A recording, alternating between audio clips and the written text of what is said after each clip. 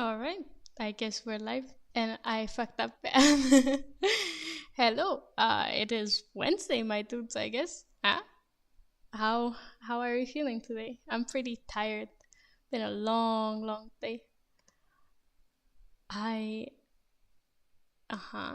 my internet is currently dying, which is awesome.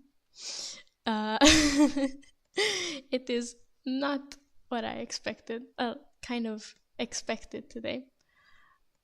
Yeah, this is the proper one. Oh God, now I'm gone. It's it's okay. No panic. This is fine. Right? Everything's fine. Everything's fine. We're all right. I'm back. I hopefully. It is Wednesday. Awesome. I'm back. Yeah. How are we feeling today? How are we feeling today? On this beautiful Wednesday over here in Budapest. Actually, it's pretty warm tonight. Tonight it's like 6:30 p.m. It's pretty warm today. Pretty warm today. Let me just adjust this a bit. This is definitely not my first time streaming. You cannot, as if you couldn't tell. Now, I welcome everyone. I haven't planned out exactly what we're gonna do, but definitely we're gonna. Thank you, thank you. I do, right? It's fucking adorable. I love the little frog. Hello, hello, hello. It's flooded. Holy shit. That's that's fucking wild. Hope you're alright though, Mitch.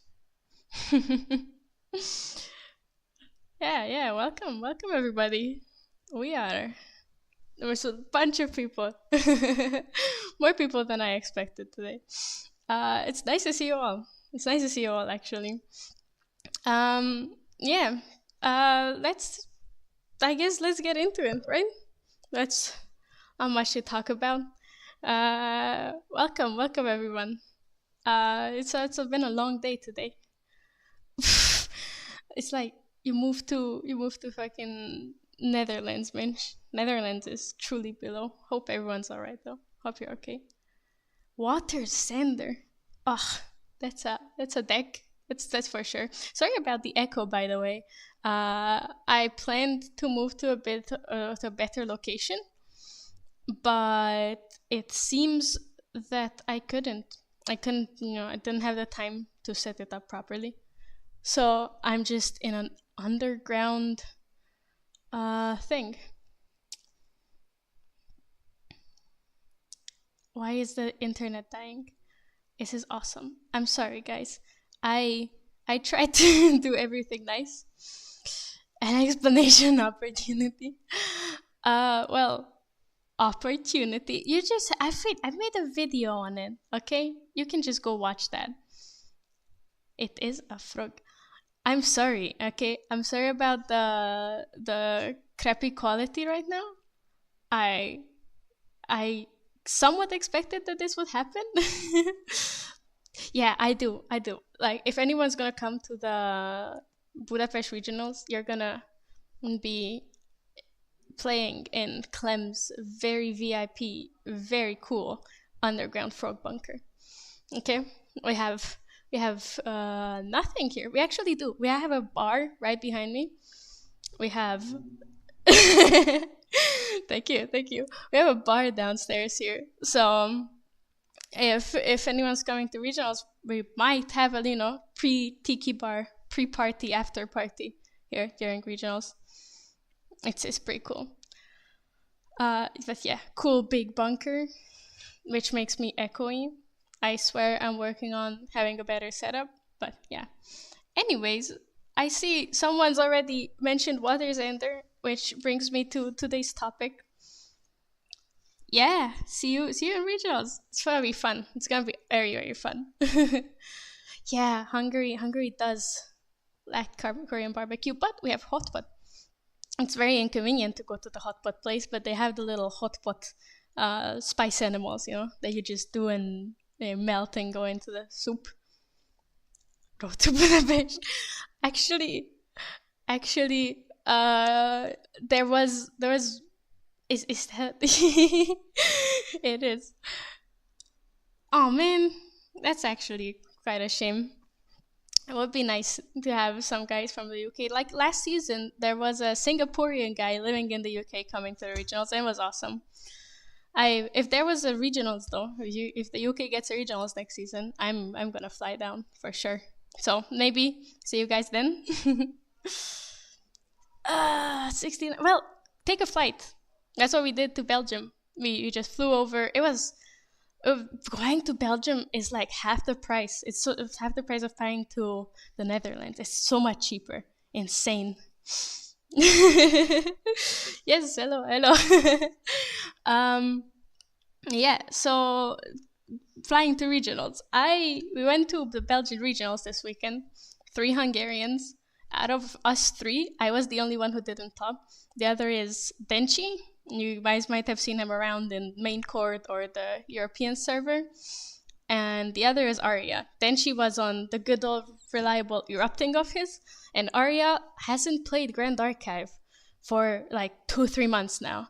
He sometimes played a bunch of Rye, but otherwise he didn't play anything. And then like 3 days before regionals, he was like, hey, what if I go water Lorraine? And he swapped, and he went second. Yeah, flying.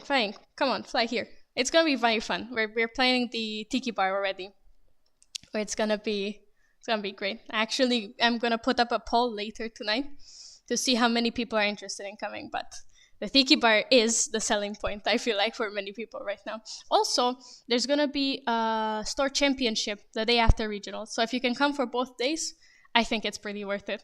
Because in Europe, it's Arya plays Rye. No, Arya doesn't play Rye anymore. Arya plays Lorraine now. He said, quote, I think, okay, I can't quote him, but he said that Lorraine is so much more his style. And finally, come, Mitch. You have like, if you buy your ticket today, it might still be affordable, and then you just come down for 2021. Easy, very, very worth it. Fly on over. Yeah, Tiki Bar is the main event. And yeah, actually though, very, very, very cool and interesting information about Budapest regionals. Because so many people are flying from all over Europe, we are going to have a top 8 cut for the invites. So instead of top 4 cut and for pricing, it's going to be top 8 for the invites. It's going to be, we're testing this out, and it's going to be great. Awesome. Fucking come. Tiki Bar is the main event. Like, last time for regionals, at the first European regionals, everyone came here and we were having, I am hopping, but I have some, I'm very, very cool and collected all the time. But yes, no, there's only gonna be, so last time for regionals, every time we had the top cut, before the top cut, everyone ran away. So this time I came up with the plan of we're gonna go to Tiki Bar. I love the Tiki Bar, and everybody else likes the Tiki Bar as well. So it's a good program. No, there's only gonna be 4 invites for our regional still.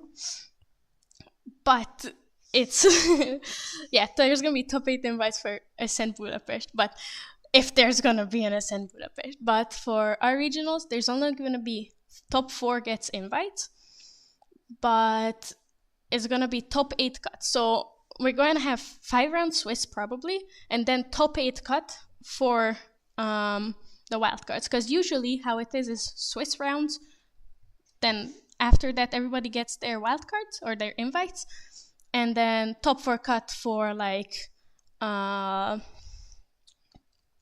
no, Ascent Budapest is not confirmed. I wish, but no. So it's not gonna be Swiss into standings, and that's how you get the invites. It's gonna be Swiss into top 8 cut, and after that we get the invites.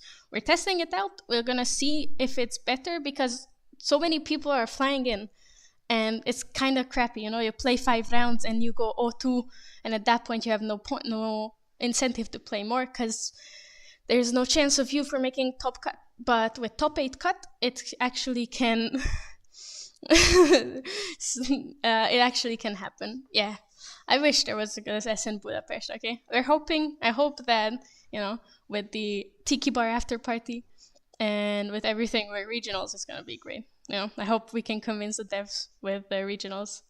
to have actually ascend Budapest. But yeah, the topic I started off when everything went off is deck list for Belgian regionals. Arya hasn't played Grand Archive for a while, and he was like, "Well, I don't want to play Rye. I'm kind of tired of Rye, boring and stuff."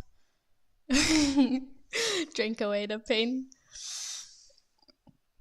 Yeah, no, absolutely. Okay, let's talk about that more. I guess the latency is too much. My internet is pretty crap. I apologize, guys. And yeah, we're expecting around 25 to 30 players. There's many people who didn't pre-register to RSVP/pre-register yet. So, but I've heard a bunch of people saying that yes, they're coming, they're interested. Like most most locals haven't pre-registered yet. Like, unfortunately, the other local community in Hungary, they are all Flesh and Blood players, and there is a calling at the same time as our regionals in Croatia, so they're going there. But the Budapest players, like, I think there's gonna be like 10 from Budapest, which is gonna be awesome. I wish Hungarian regionals got 50 people, but I'm very, very happy that Belgian regionals got 28. Okay, Zara, you were. Thank you. Though you kind of contradicted your name of lurks. That's not very lurking of you. Yes. They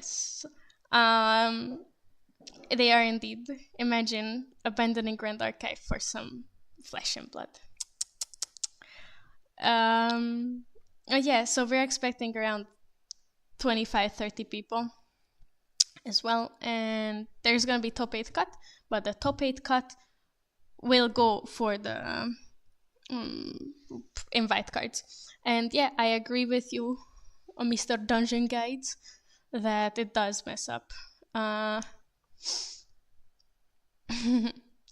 Yeah, no, it's it's understandable that you're not entirely sure if you want to come or not, because it is a 16-hour drive, but we would have to have you, That's why we're trying to do, because we know it's not like in the Belgians, like the Benelux area, where you just everything's close by and guys have a lot of players. Over here, we need to give incentive to people for them to fly here and stay over. So that's why we're trying to make it better. Also, I forgot one more very cool incentive, which we already teased at the Belgian regionals, is we're gonna have double Sapphire packs. So everybody coming, I know Mark, I just wasn't sure if you wanted me to call Mark. So everybody coming to our regionals is gonna get 2 Sapphire packs for entry, and it's gonna so like we're getting double Sapphire packs, 2 Sapphire packs for entry, double Sapphire packs for winners. It's gonna be great. It's worth it to come. Get all of your Cosmic Bolts and foil, Mr. Gren. It's awesome. Like, we're trying to make it as worth it as possible for everyone to come here for our regionals, So there is an incentive to come, and it's not like you travel 16 hours and then you get nothing.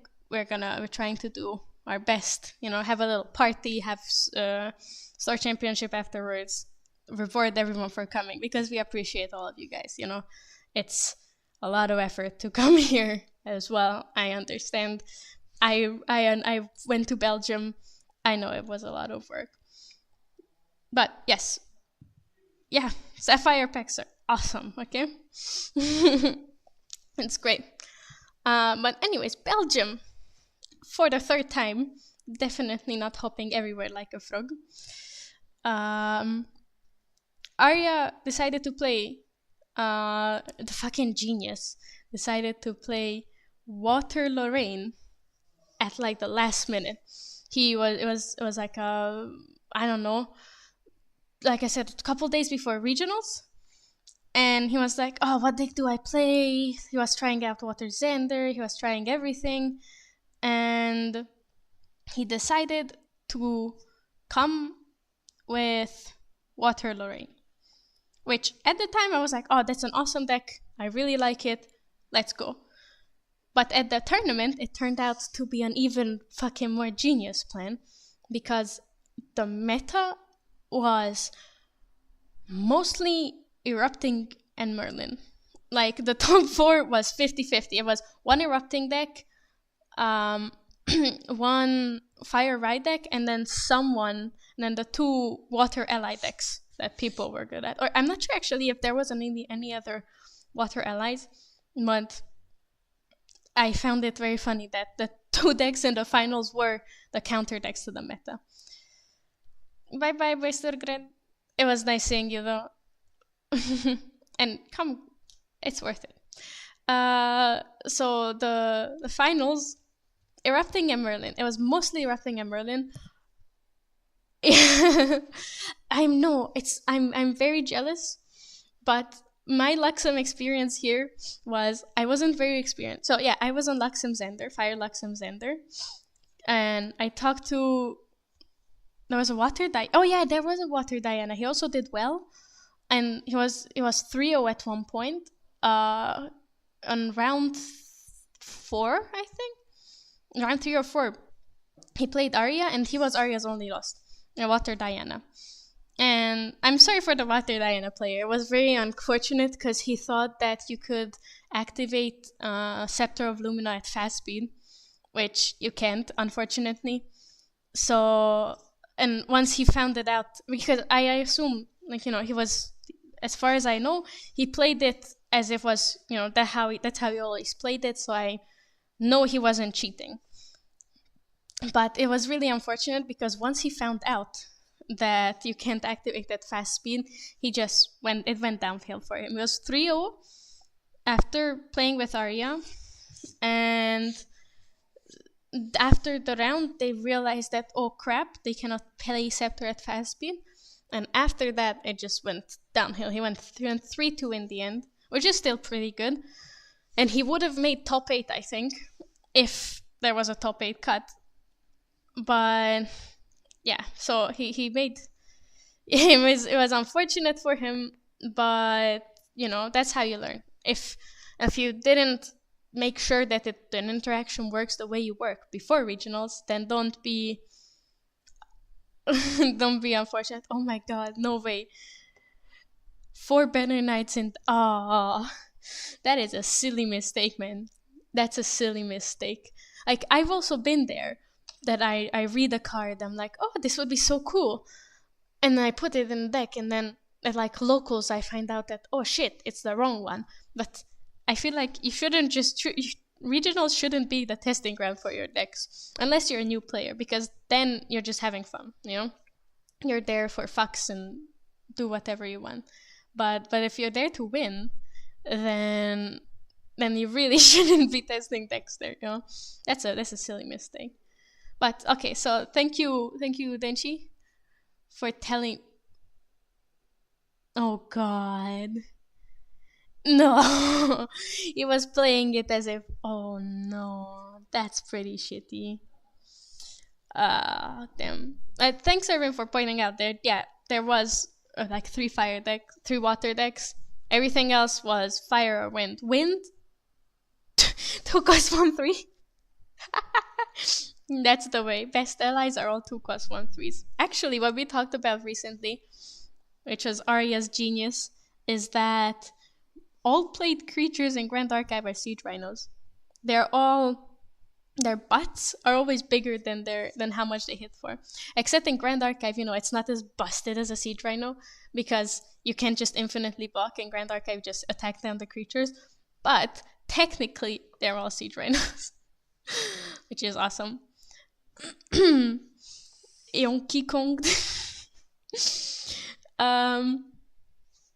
But yeah, so the meta was 3 water decks, fire, and wind. The wind decks, well, obviously the wind decks got easily outclassed by all of these fucking combo decks. Okay, I played wind allies for most of my Grand Archive career, because if you didn't notice, I like green. Green is a nice color. But my god, the fucking wind decks were always sick.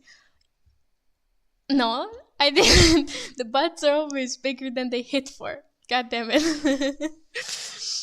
But yeah, so the meta game was perfect, but not for me. Was perfect for Arya.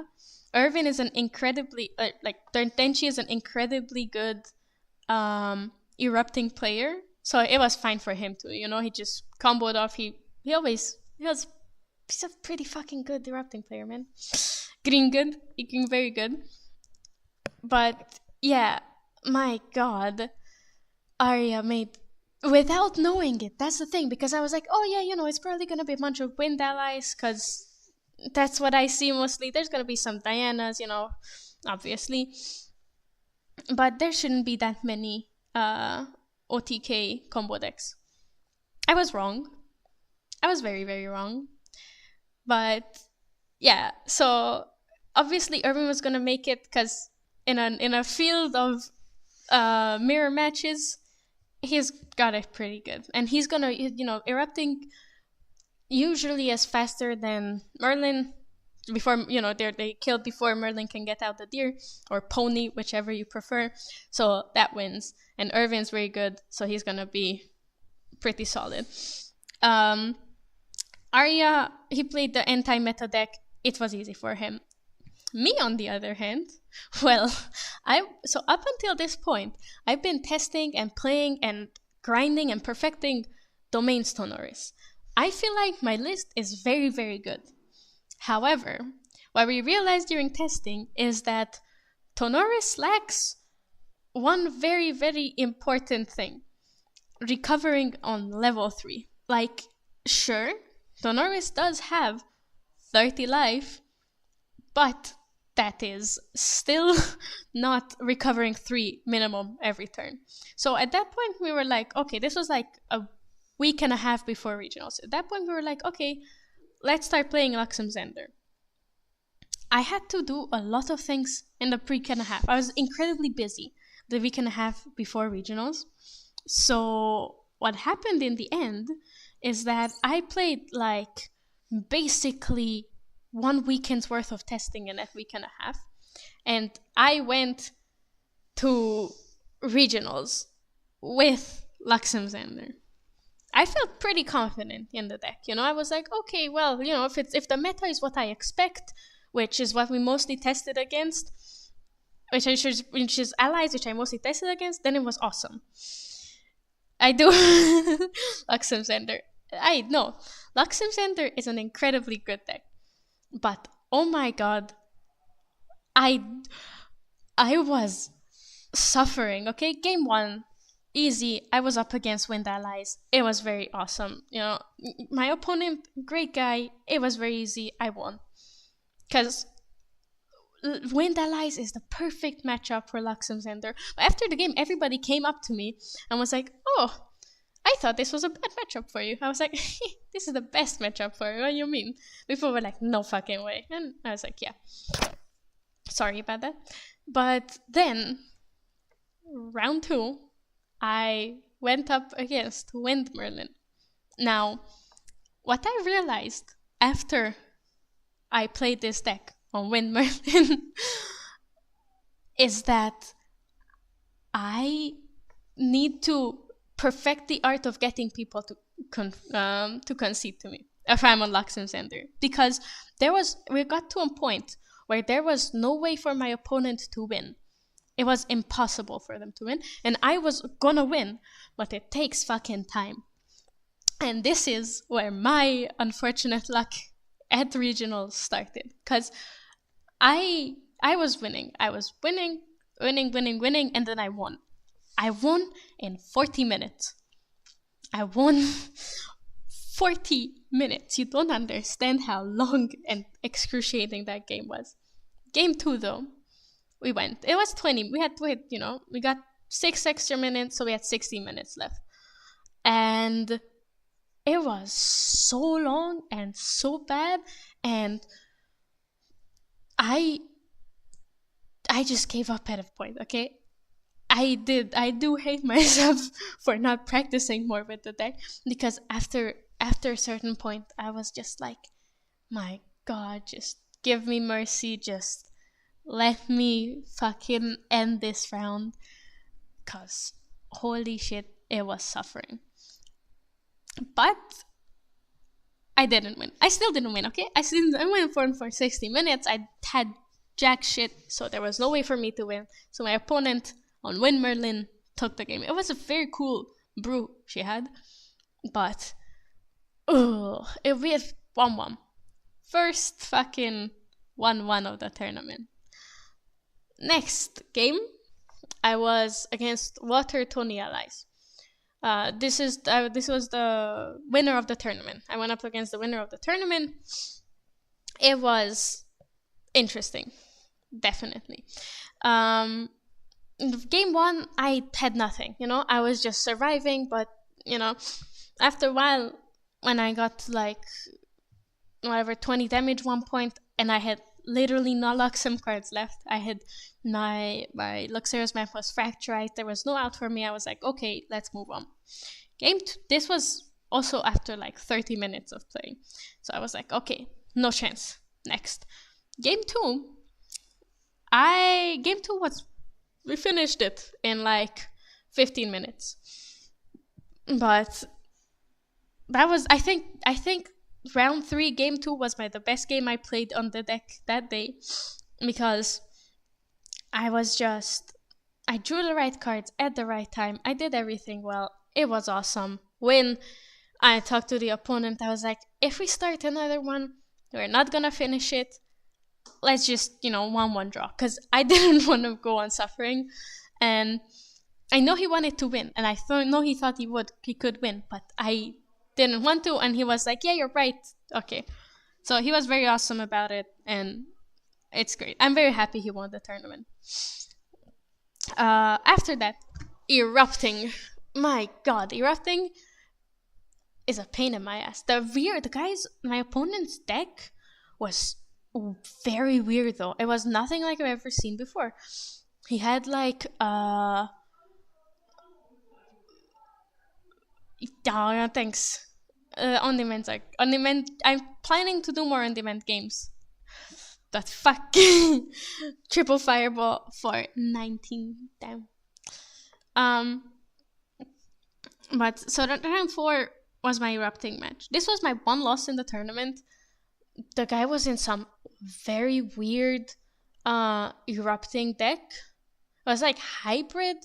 And his deck was like 50% Norm cards, 50% Fire cards.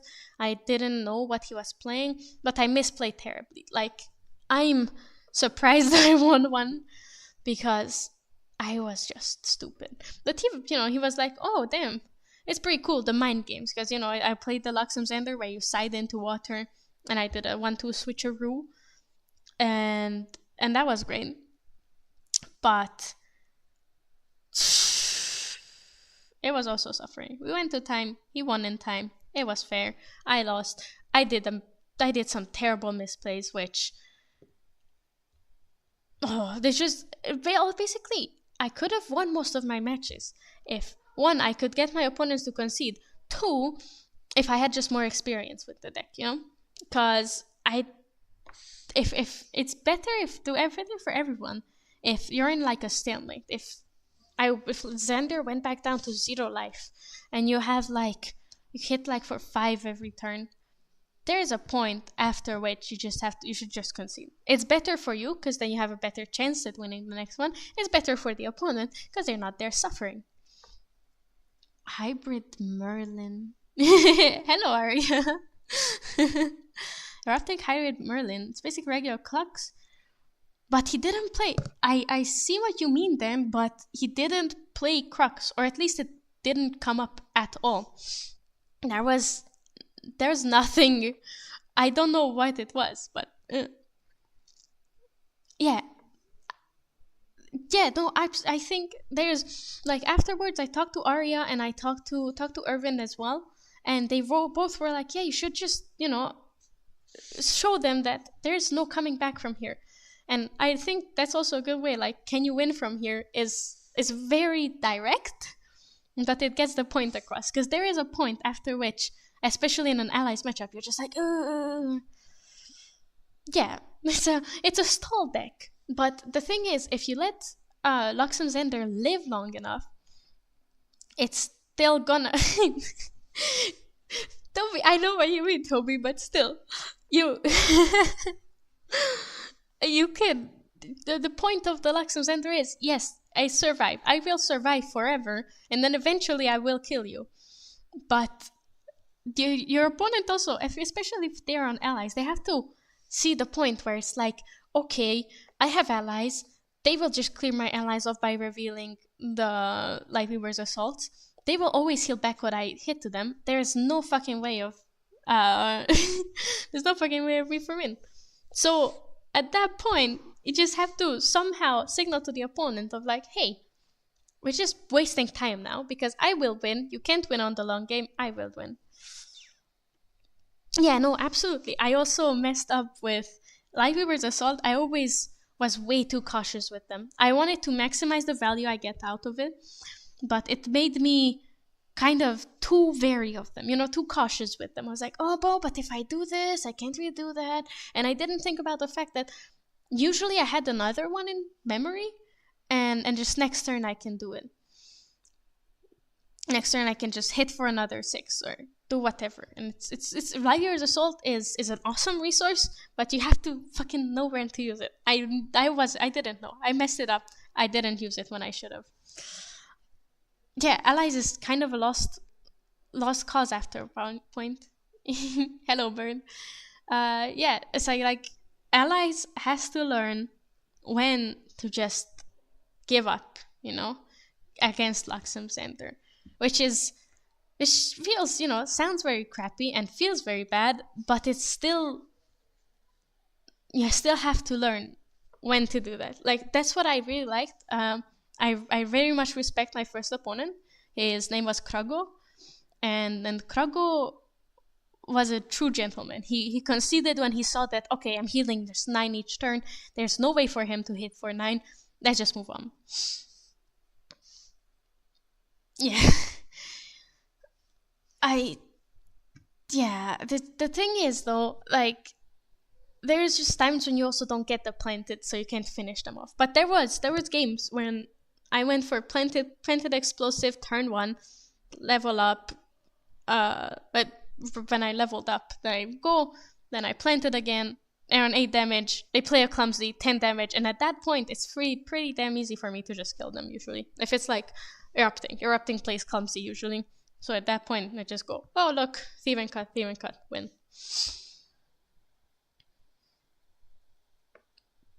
Yeah, you're right. See, I need to learn all the lines in Luxem Zender. I really did mess up with just being like, I don't know. I feel like Plant Explosive is good enough. Plant Explosive, if you have a preparation counter for it, it's pretty good. It's 4 damage still. Like, I think it gets you more closer to that, the concession from the opponent. Yeah, you're right. Thieving Cut is also so good. Thieving Cut is the best card. Oh my god. When Thieving Cut came out, I was like, man, this would be so good if Zender was good. And now that Zender is good, Thieving Cut is insane. It's 2 cost, replaces itself, and hits for 3. It's a better creative shock, unironically. Yeah. Oh, I also did some very silly mistakes. I didn't value Dungeon Guide high enough in Lorraine, and I was playing. It was testing against Arya, but Banner Knight is also an insane card. It's so good. It's crazy. I know I've been playing Wind Allies since forever, but being against it and seeing a Banner Knight there, oh my god, Banner Knight is an insane card. Phalanx Captain just as good. It's a Pendragon. See, thing is, every time my opponent had a Pendragon, I had 2 Lightweaver's Assaults in memory, and at that point, it's like, cool, but man. And we've tested one Luxem Zender mirror at home. It was against Denchi Irvin. And the way I won is that he decked. We played one game. It was 50. It was 50 minutes long, and then I stopped. Kind of, I stopped playing for a bit because, damn, that is a tiring damn game. I'm not ready to. If anyone's gonna do that at Worlds, if there will be 2 Luxembourg players and they get paired up, I'm gonna cry, man. That matchup is just pure suffering. There is no winning for anyone. I don't know what I would need to see to concede, because in this game, we both had 4 Lightweavers. We both saw all 4 of them. Obvious, because he decked and I had like 3 cards left. But it just never was enough, okay? There is nothing you can do when Luxem's in their mirror, man. If you're not faster than them, it's just crying. And I would never concede, because I know that I still have a chance to win, 1-0 is better than 0-0 or 0-1. Yeah, you just go 1-1, man. Concede, I concede, you concede, we both concede. Awesome. Everybody wins. I was hoping to see at least one mirror in Belgium, but unfortunately there just wasn't any, and I was the only one playing the deck this time. It was very sad, but it was a fucking awesome call for everyone else, with me being the only one on Xander, because I was the one that was stupid. My god.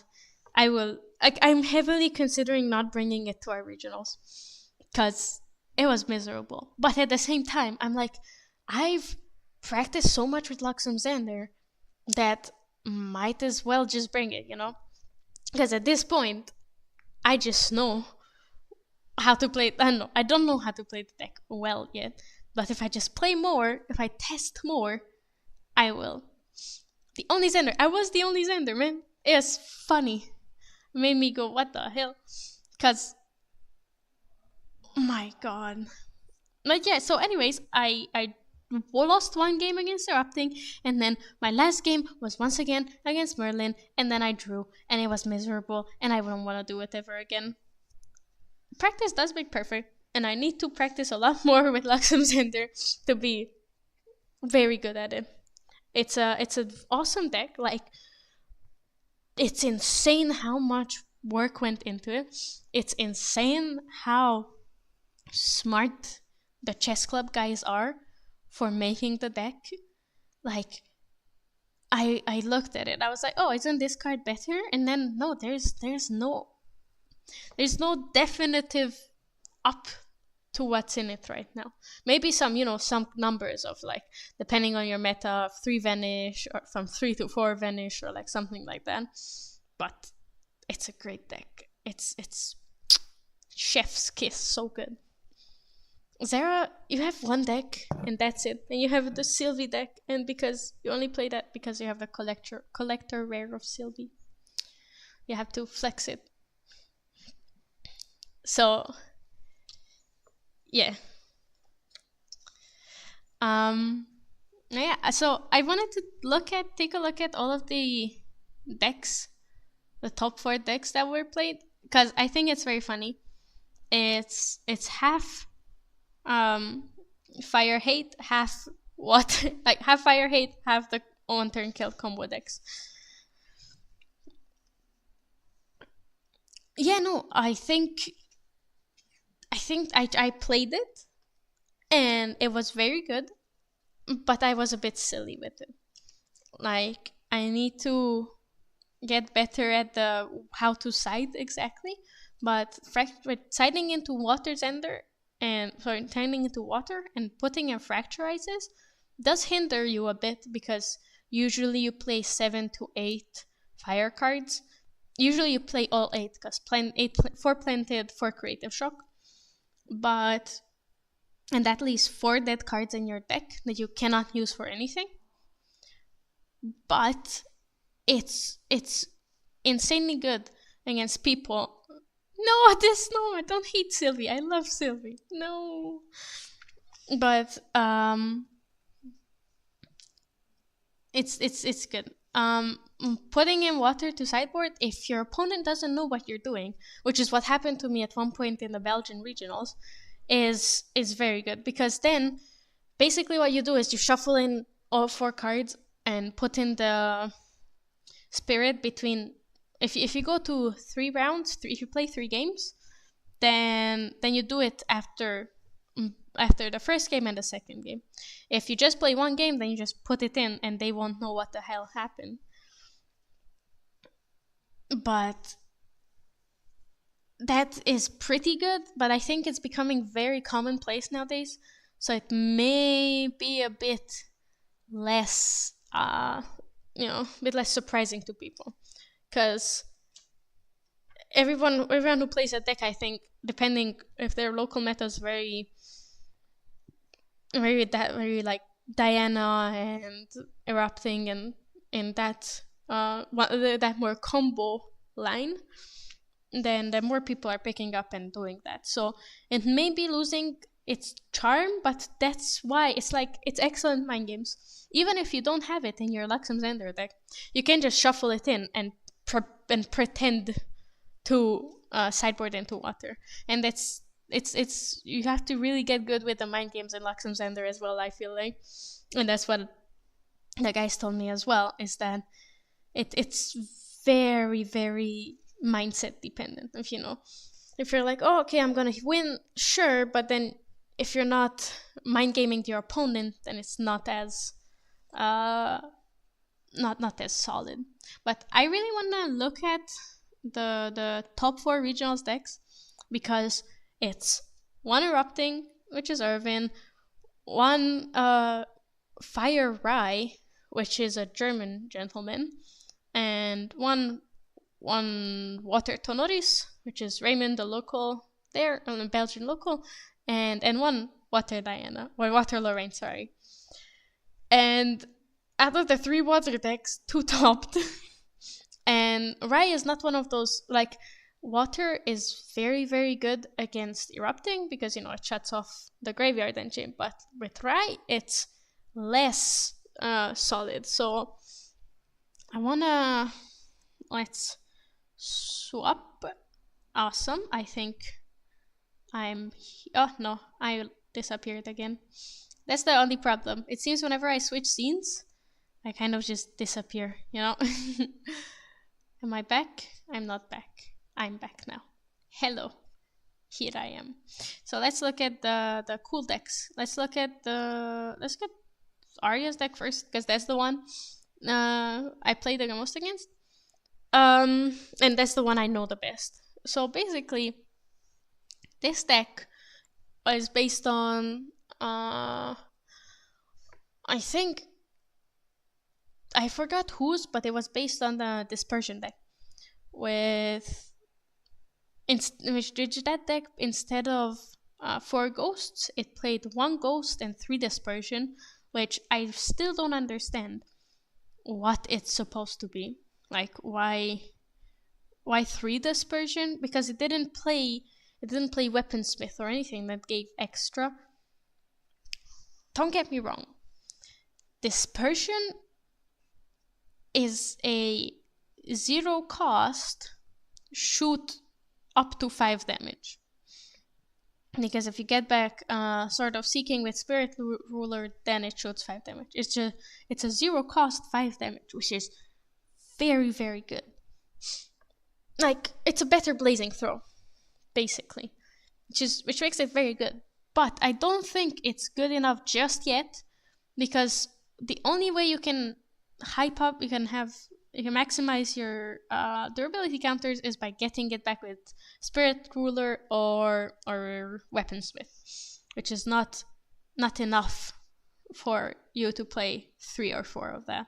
I would maybe play 2, but at that point, if you don't draw it when you go to Crux, then it might not be very worth it, because then you'll usually just attack and ghost away your whichever sword you get, or Merlin even sometimes ascensions it. So I don't think it's very good. But yeah, here's the deck. This deck is very sweet. the two biggest changes in it from the list we saw, which both of them are entirely Arya's credit, is the 4 ghosts and 4 banner knights. The banner knight, I don't understand why the other deck didn't play it, because it seems that you always want to go to level 2 at least, and banner knight on level 2 is just great. Banner knight did get a lot worse after the crystal banning, but I don't think it got worse. So it's so much worse that it's just unplayable now, you know? You can still go up to level 2 with many things. You can still have Academy Guide in, or you can still just Dungeon Guide, or just normally go up, because... Which I think people forget how insane Lorraine's level 2 ability still is. It's you put in any sweep or anything that can kill, even just one, just attack with a Sword of Seeking that you got out on level 1 and kill one thing. You draw a card. You basically refunds half of the cost. If you're in Wind or Fire, it just refunds and more. Sorry about that again. You get if you level up from Floating Memory, it's even better. So like, Lorraine is still a very, very strong champion, even if you don't go up to level 3, even if you don't get the little 4 Ghost of Pendragons. Lorraine is very good, but Lorraine seemed to fall shy, when it came to just protecting her things and getting back the resources and getting enough life to Tonoris in the finals. And I was there, I watched the games, I talked to Arya about it afterwards, and it just seemed that, he just didn't draw the out. But the Tonoris player just had more value and more protection, and Storm of Thorns, very good card. Honestly, I would even try it in this deck, but I don't know what I would put it in for, or what I would protect with it. Probably yourself, but it's very dependent, Refurb. Uh-oh. I'm sorry, I missed chat for a while. I don't have... There is the pop-up. I can bring chat here with me, I think. Path of Silver calculator, though. This person's just burst damage, 0.5 and grab... Yeah. This person, Scepter, 9. That's true. Refurbish. Oh my god. I forgot about the best card in Grand Archive. Refurbish. I'm ashamed. I'm very sorry. If Silidar is watching, or if Silidar will ever hear this, I apologize. Refurbish. Refurbish is the best card in the game. I hope it gets banned one day, because, man, pretty oppressive. See, I already thought that Refurbish was banned. That's why. I just forgot. Yeah. This is the deck. I think it'll be up on Luxera's map sometime. The guys, as far as I know, are extremely busy. So, in these decks, I already put them out like this on Shout. If anyone wants to look at them on Shout, it's there. It's also on the Omni decks. I can post the link for it. But yeah, I really like the Shout setup, because it lets me look at the cards exactly, and it's really similar to Moxfield, and I really love Moxfield. Let's actually go properly. How much? Oh, so much better. Out of all of these cards, most of them are solid. Savage Slash was one of the most underwhelming ones from what I've heard. It's an alright card, don't get me wrong. It's pretty good. It's pretty solid. But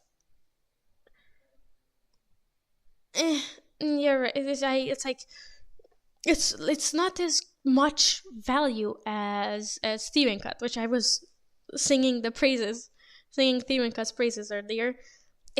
Thieving Cut is just too good, So Savage Slash is I can see why Arya didn't vibe with it.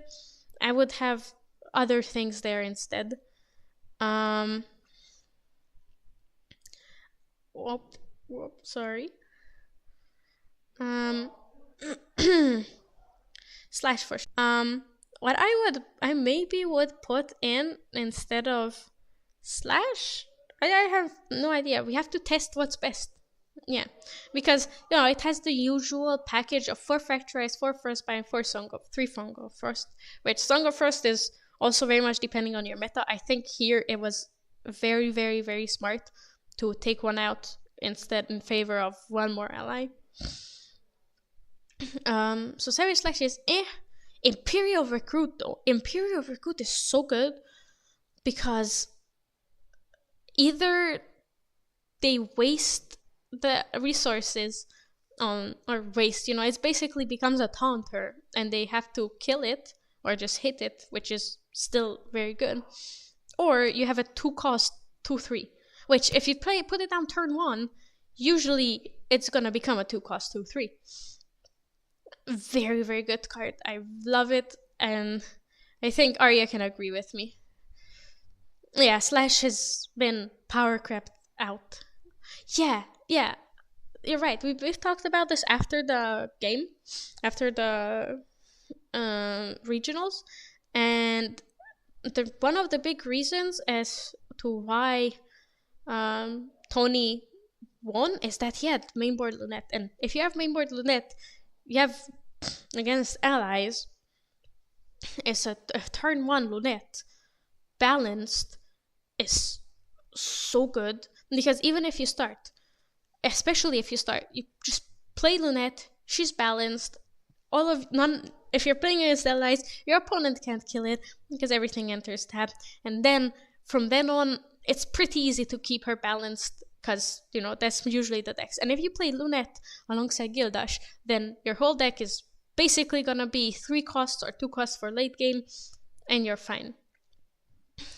So that's very good. Esteem Knight. Okay, Esteem Knight, I completely forgot about it because whenever you play in Wind, there's a lot of better allies than Esteem Knight, and I just played with those. I've completely forgot how good Esteem Knight was because it's just it's a starter deck card and it's like it's not that great. But in this deck, Esteem Knight is so good. It's another Siege Rhino. It's another 3-cost 2/3, but it has Intercept, which just makes it that one word.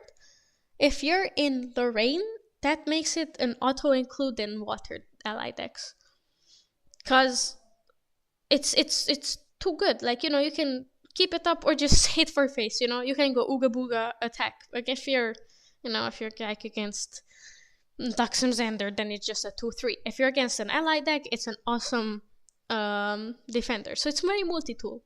It's very good. Banner Knight, I already talked about. Very good. Deflecting Edge. I actually haven't talked to Arya about Deflecting Edge. I don't know. Esteem Knight. Yeah. Fire. I see my locals. Basically, nobody plays Fire Diana because nobody has 4 Carters. So locally, and in general, I haven't tested or seen much Fire Dianas. But you're right. Esteem Knight is also so good against that. Oh my god! And there's a German player who plays in our online events very often, and she has a Fire Lorraine very aggro deck, and it's basically just your usual Fire Lorraine, and she tries to win with one big attack. If you have Esteem Knight against her, it's also awesome. And in water, water is such a good color now because if you look at this, sure, it's fine. There's no incredible changes here other than Imperial Recruit. That's the only new card with ALC. But Scepter and Dungeon Guide is 8 damage in one turn. And because you're water, you can fracturize their safeguard. You can, force them to crack it on a turn that you're not gonna do much else anyways. You can even do it on their end step, and then when you go to your turn, you either have a fractal or they popped it on their end step and whatever. And then float, level up, dungeon guide, level up, 8 damage. Very, very casually, very quick. And then dungeon guide hits for 1 more for good measure, So Scepter helped water a lot. Like, it's become it's the reason I think water is so playable right now. I don't think though that it's worthy of a ban, because if you ban Scepter, then water's just gonna go back to being pretty mid, There's not much else for water there, because Scepter is very good, but Scepter is good because it helps water. If you take Scepter away from water, then water will be back to just having not much, because you can have 4 fracturizes and you can have 4 frostbinds. People will always be able to play Scepter is the only reason.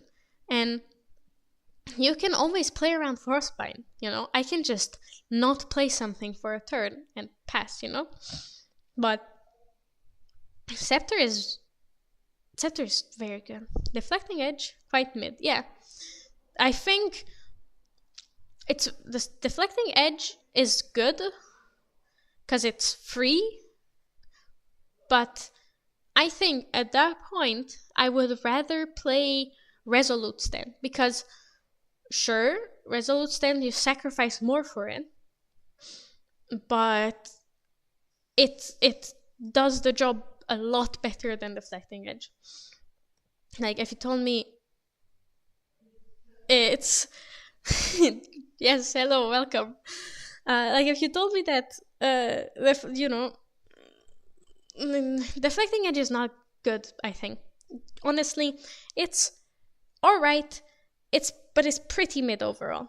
It's helps you in that last turn, If that 3 damage is gonna save you, it's awesome.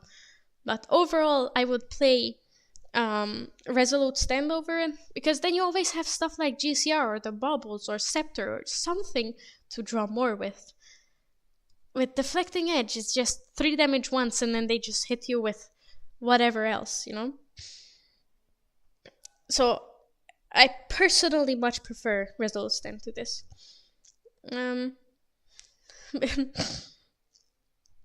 Who cares about protection? Just go ooga booga. Hit hard. Who cares? Yeah. I don't think Scepter. Yeah, I agree with Dan there though. Scepter is powerful enough to make water playable, but there is always ways to prevent the damage from it. There's always ways to stop it. I think Spurn is 1 or less. Let's quickly swap to Denchi's deck, because I know he plays Spurn. Spurn. Yeah, if you're on fire, you can Spurn it. If you're on wind, you can Zephyr it. If you're on water, you can Fracturize it. Scepter has a lot of reasonable counterplay, and it's not busted. It makes water playable. If Spurn, yes.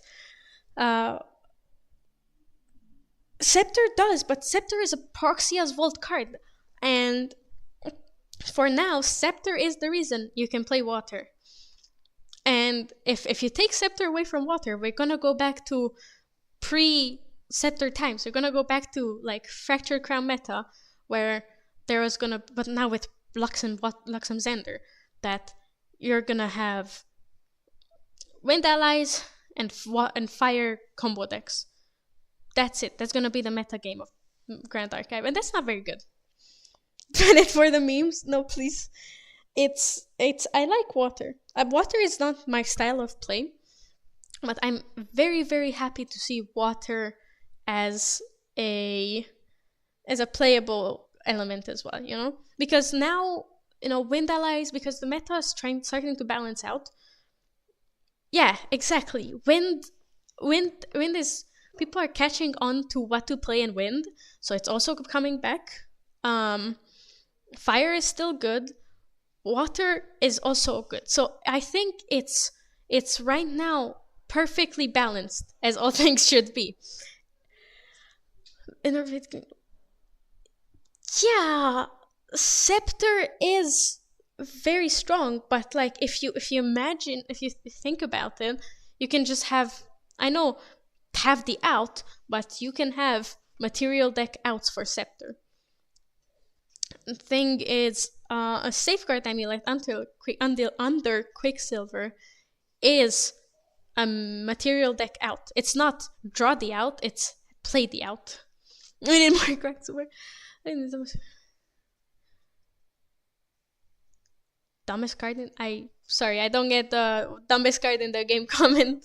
Um yeah, Scepter is very good, but Scepter is not the problem, I think. You can,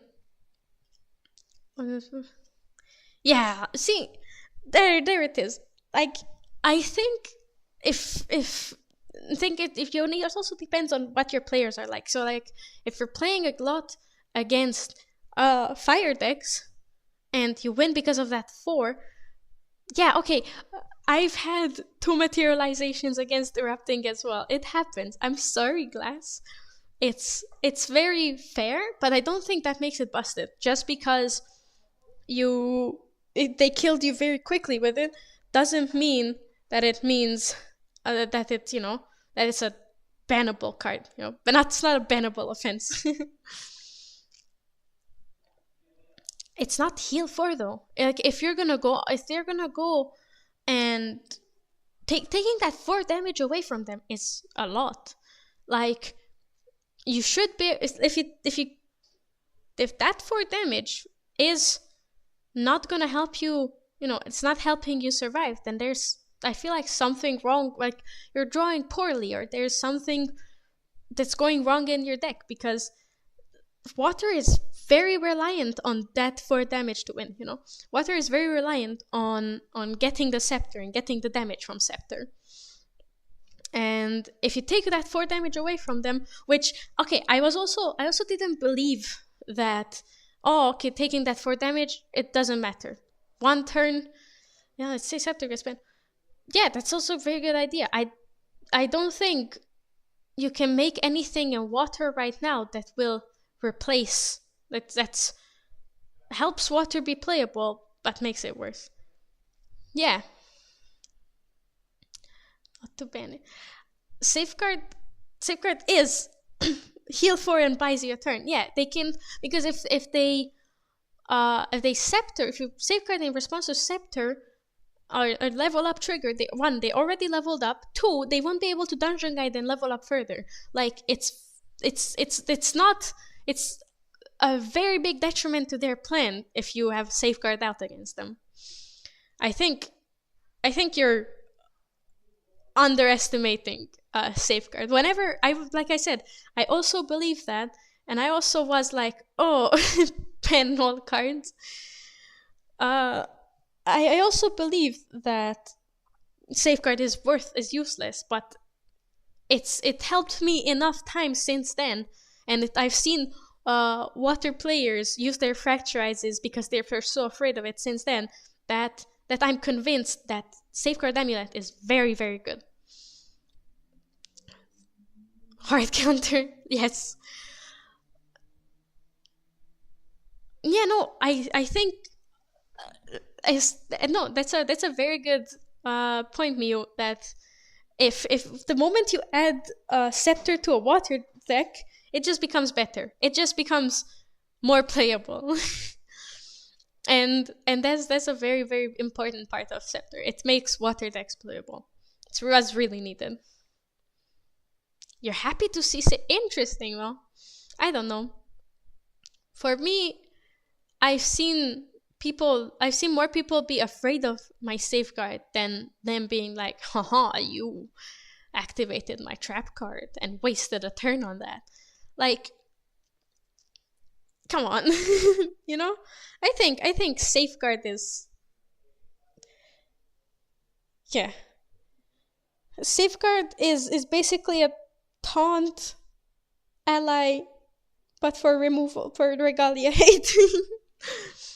Because I've seen many people like in erupting matchups, they spurned the safeguard, which is, I can agree that it's a bit silly, and it happens. Everything feel the allies is pretty good as a sweep, and it's my third turn. I think. Well, see, the thing is though that if Scepter dealt 3 damage, that would be one Luxem site, and it's a -1 on fast gear. So what I think we need to look at Scepter in relation to, yeah. Yeah, you can absolutely, you should use if you think if you're against water, putting a safeguard amulet under Grail is pretty good, because then they can't really do much. They level up, it's on the stack, you pop Grail, pop safeguard, and win.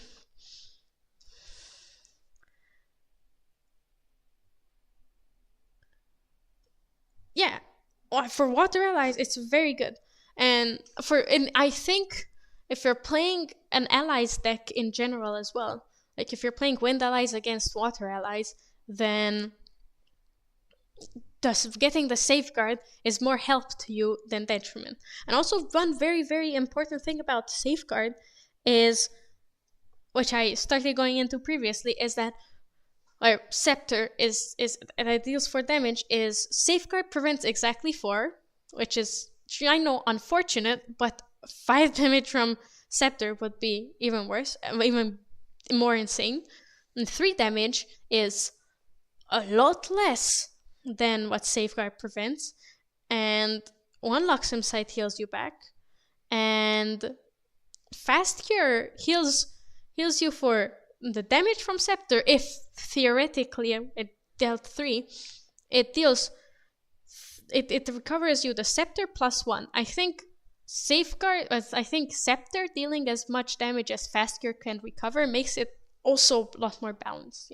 I don't think going down on damage from Scepter is gonna benefit anyone. I think it will make it less playable.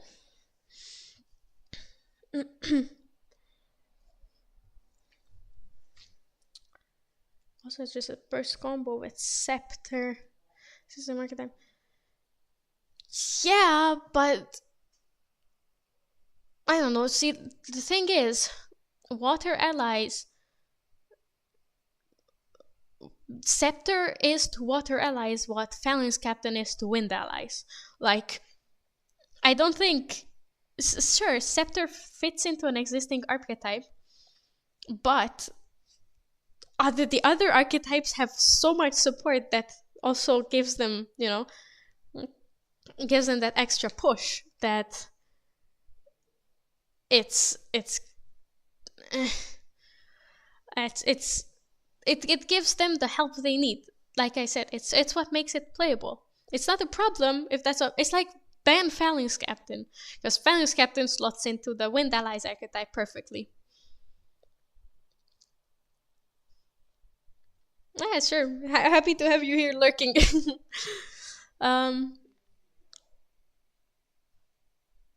Yeah, I think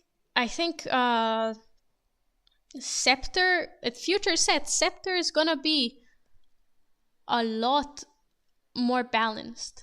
But I think obviously for now it's a bit strong, but also right now is the only tool that water has to be able to keep up with the other decks. Yeah. I don't know. Scepter, I don't think Scepter is a problem. I don't think Scepter is an issue.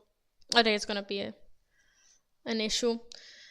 But everyone is everyone's entitled to their own opinions. I don't think just because you say Scepter is X, Y, it's wrong. I don't think you're incorrect. I think it depends on your meta as well. I think it's dependent on what people around you play. Because over here, it's one, the players are very friendly. Two, are not very competitive. It's pretty chill. So Scepter is just fun, at least in my experience. Yeah, I think that's also fair that in the future, you can't forever balance everything around one card. That's why a ban list exists. But also banning a Proxia's card is a pretty bad look, I think. It's like saying, oh my god, Zender too good. Everywhere is Alexium Zender now. Except for me, no reason what to say. Well, I think, see, I see what you mean by Scepter being the main reason, well, why that's bad. That Scepter is the reason we see water being played. But I think that's more of a lack of water support problem. It's not a Scepter problem. It's a game design so far problem. I think it's, Proxius doesn't rotate, yes.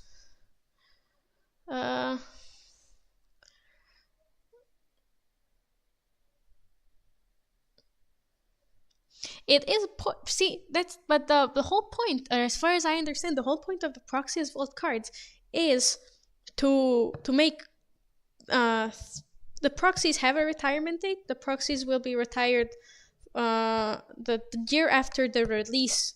So if something comes out in 2024, it doesn't matter when in 2024, it'll be banned in 2025 December 31st to proxy. But you can still play with the cards that are given out at regionals and stuff. But so yeah, I think the whole point of Proxia's Vault cards is to make archetypes that aren't played right now and are very weak playable. That's why there's a Terra card there. Okay, if you don't have, if nobody plays Sylvie, then of course they're gonna give Sylvie support. If nobody plays Water, of course they're gonna give Water support. If then it becomes playable, then the card achieved its goal. Then obviously that'll lead to the wider problems being revealed for the color, but that doesn't mean that the card is broken. It did its job. Now we see that, oh my god, it's a very strong color if you can play it. I don't think the problem is the Proxia's cards. I think I don't know. I think the problem is the game is pretty young. That's the biggest problem the game has right now. It's not enough, like Arya said as well. Like the card pool right now is not as big as Magic's. It's pretty new. It's pretty babied. We are in set 4 is coming out this May. Okay, the game is fresh. It's not, you can't expect it to have answers for everything like Magic. I think Water would be a lot less playable without Scepter. I think, okay, but I also think if you removed the 5 cost, the 5 reserve, draw 2 cards from Scepter, it would also be a lot more balanced, I think.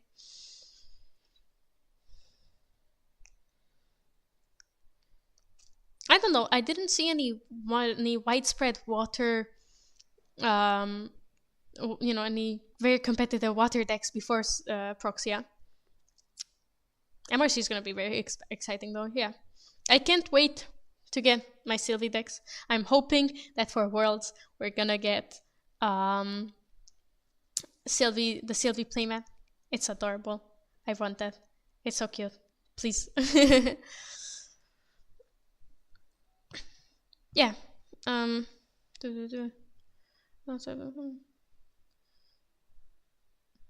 Water Lorraine was fine season 1 before Scepter. I mean, yeah, but Scepter made it competitively viable.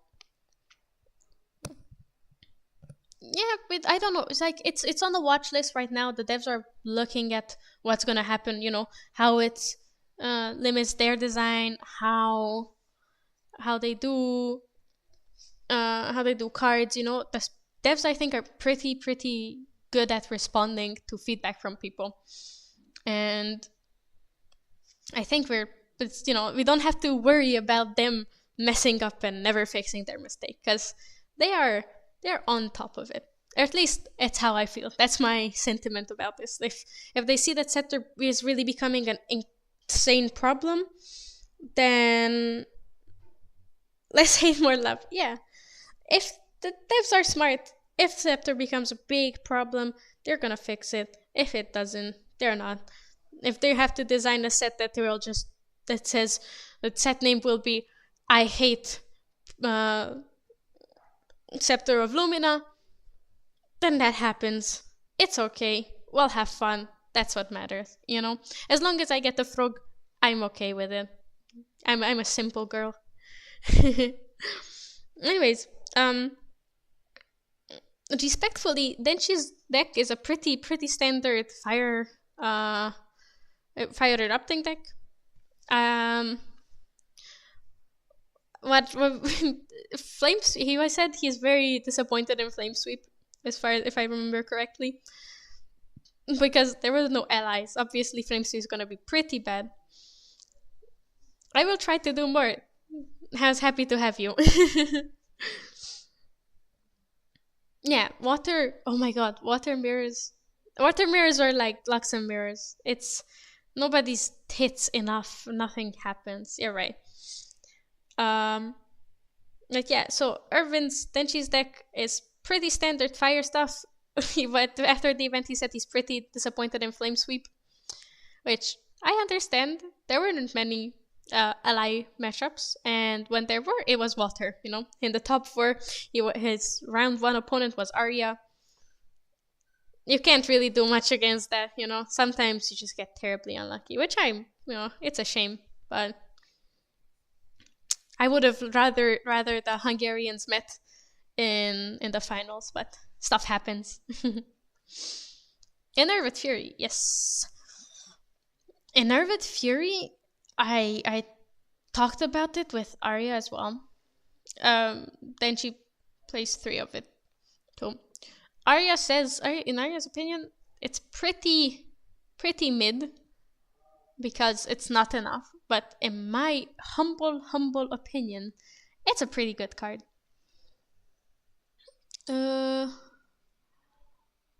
Yeah, it's the hybrid one. You know, it's Matt.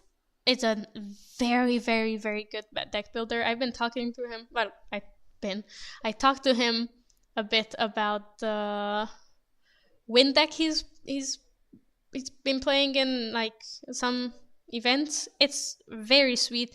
He's an awesome deck brewer and cooker.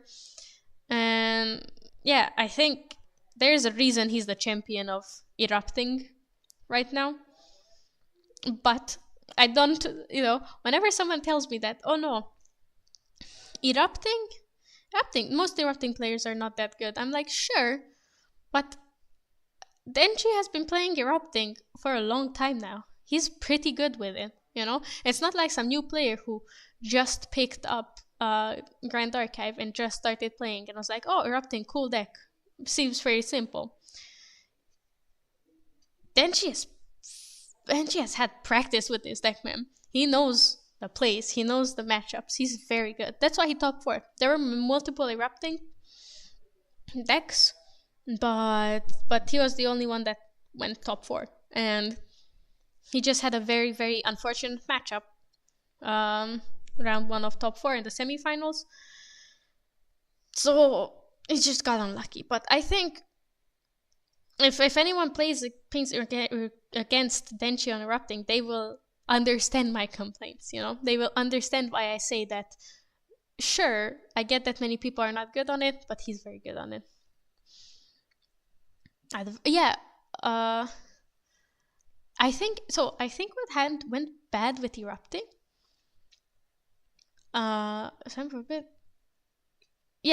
Side Vanish was very smart. Unfortunately, the meta was not Vanish loving. Pen erupting, but I think erupting, the problem with erupting is that it's not class bonus, because from what I know,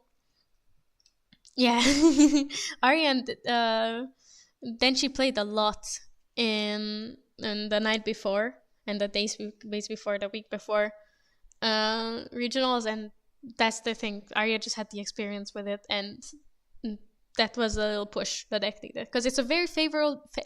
The matchup is very favored for water, but the tiny little thing in the end is what mattered. Yeah. See you, Arya. I might be finishing this up soon as well, because work to do. But yeah. The only thing with erupting, the only problem with erupting is, I think, is that it's not class bonus, because it looks like a card that, if you think about it a bit, it was made to help you reach pride. The other part was supposed to be like, in the cool musical part of it, but it ended up being the defining part of the deck. That's they ended up being misused, and it ended up as a non-tamer deck that has nothing to do with tamers, never will do anything with tamers, for cards that was designed to be, the cool tamer musical thing. I know it says mage, so I can very much see, like, it was, the intention was like, give Rai to help Rai to reach the level, and help Sylvie to reach pride as well. But yeah, it was meant to be. Yeah, true. But you're right that I always forget that it's a mage skill. Like, as I was saying it, then I realized that, it's a mage. So I know it wasn't intended to have class bonus, but I think because it doesn't have any restrictions, it's very, very easy to abuse. And that's the reason we have the whole Raps erupting there. And then mages don't use it as intended. Tamers don't use it as intended. It's like, it has nothing to do with tamer. Yeah, but there's there's regionals this weekend. I mean, there's regionals every weekend this season, I feel like, which is pretty awesome. But yeah, I think erupting is a shame that it's not used as intended, but I think it's pretty cool that it's not used as intended. Like, it's been misused, quote unquote, for ever since pre-alter. Yeah, Harmony. The other day, someone on main court on the Discord was locals. No, someone on Discord was like, "Oh man, I really like this musical idea," and I was like, "Yeah, right now, erupting an Ember Song is the only viable one. Like, Piper's Lullaby, awesome card. I love the idea of making music with the cards, but it's not. You can't really right now. That's my problem. There is no payoff other than erupting an Ember Song. And what's insane is that Ember Song is just a +2 damage for erupting. It's just Ember Song itself is a fire card, and the ally you kill from yourself is a fire card, and just get crazy amounts of value off of it. Which is, but yeah, so it's a very standard erupting deck, other than for Vanish from Sight, which this weekend didn't put in much work, but otherwise, very, very good, very solid card. Every time it came out for me, I was happy to see it, unless it was in my opening hand. Then I glimpsed it straight to the bottom. It's a great card. So Denshi's deck, good old reliable, nothing special in it, but the special part was the amount of time he put into the deck, which I really respect and I really love, and I'm very proud of him for doing that, for topping the regionals. Now let's look at the 2 decks that I don't know anything about. I know that Genuine, which cool name, he has been playing Rai for a while, and I know he has a lot of experience on it. And from what I see here, it's also pretty standard dry deck, you know? This is basically what you see every dry material deck. There's nothing spicy. The 3 must have protection cards, the extra draw, GCR, another, the 5th protection card that, it's like half. Not every deck plays it main board. Some people just opt to go for a bubble instead, and then the 2 books, which it's interesting that there is not any other books for Tome yet. So I hope we see more soon. Careful Study to me is such an interesting card because usually, obviously, it's a 0 cost draw. Rai did top. Rai went 4th. And Careful Study, I was never sold on this card, but obviously it's a 0 cost draw 2 most of the time when you want to play it, or like a 2 cost draw 2, because you just do it on level 3 or level 2. They're usually level 3, so you have the efficiency. So on level 2, you just play it, get 6 enlightenment counters, draw 2 cards, awesome, rolls into your combo. And then what I was very surprised to see is 2 peaceful. This gentleman was very confident that it is just 2 peaceful and 4 resolute stand, which I haven't seen that, but when you look down, he played 3 Ignite the Souls, which, if you think about the fact that even like Arya was playing the Imperial Recruit, Ignite the Soul is getting so much better. It's does the little damage, but it has floating. It's 1 mana, turn off their foster, floating memory value. It's very, very good. But that's the very interesting part. This deck has a lot of 2 offs and like 3 offs, which 1 erratic bolt. It feels like he built this deck from what he had at home, because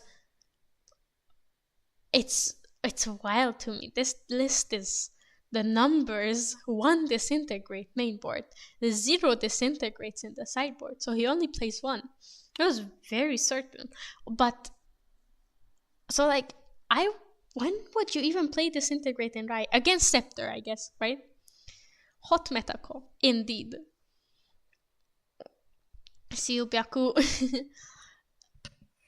Yeah, I luckily I didn't have any games against him, but it is a very hot, like, this guy just knew what to play, he was like, okay, I have 1 Disintegrate for Fox, 2 Peace for Reunion in case. But he went so much lower than on the protection than so far I've seen everyone else do. It's crazy. 2 peaceful. How and what? Who came up with only 2 peaceful? If I were to build this deck, I wouldn't play the Disintegrates and Ignite the Souls. I would play 2 more Library Witch and 2 more peaceful. But that's why I didn't top and he did, I guess. Because it's this deck is your standard Rai deck until you look at the card numbers, the card amounts. And I also understand why you don't want to go up to 4 peaceful, because that's 4 potential death cards in your hand. But he plays none in the sideboard, and I think it's a very, very, very good. Oh dear, I forgot.